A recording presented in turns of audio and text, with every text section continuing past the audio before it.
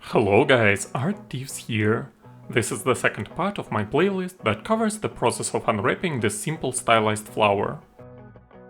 After separating each part of the model from the main flower and naming each part of low poly and high poly model properly, I clear any existing UVs and start making seams. All major elements are currently separated from the flower by default, for it is broken into multiple elements. The idea behind it is to bake each part properly and make sure they don't affect each other. The whole model only has a single smoothing group, so all smoothing groups can be inherited from its high poly version. When making seams, make sure to position them the way you can easily access them in Substance Painter. We will mask all UV seams with the help of the stamp tool. Firstly, I simply add seams to all cylindrical objects, and then I relax them all together. If you are aiming for a small UV map, say 1K Reza, you shall increase the size of those glowing bulbs that surround the main flower, and also the flower itself. In this case, we can reduce the size of the stem and roots obviously. Next, I create seams around all tips of tentacles, bulbs and other cylindrical objects. At this point you can choose whether you want to place seams to some places where they won't be noticeable, or put them the way you can easily access them later with your brush in Substance Painter. I prefer the second way. I also prefer to place seams in thinner areas, such as between tentacle attachment points or along the side of the stem, where a side branch emerges. I unwrap this model to a 2K Reza UV map with a padding of 8. I normalize the map in the default 3dsMax UV editor, but I still use Rizom to position most chucks properly. Make sure to place your seams on those edges that separate some polygons with a sharp angle. For example, I separate the top part of the flower here.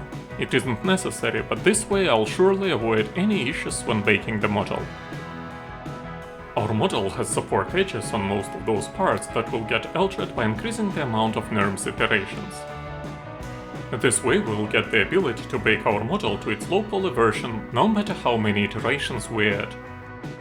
After placing seams on all cylindrical objects, I relax them, normalize them, and place them the way I want them to be positioned. Horizontal or vertical position matters for many things, including texture flow and gradient texturing. However, if you make a mistake at this stage, you can fix it in the texturing phase. Yet, I wouldn't advise you to do so. Finally, I send my model to Rizom and straighten some UV chucks that can be straightened. And that if you stretch some parts too hard, it will be impossible to cover UV seams with the help of the stamp tool, which is never a great idea.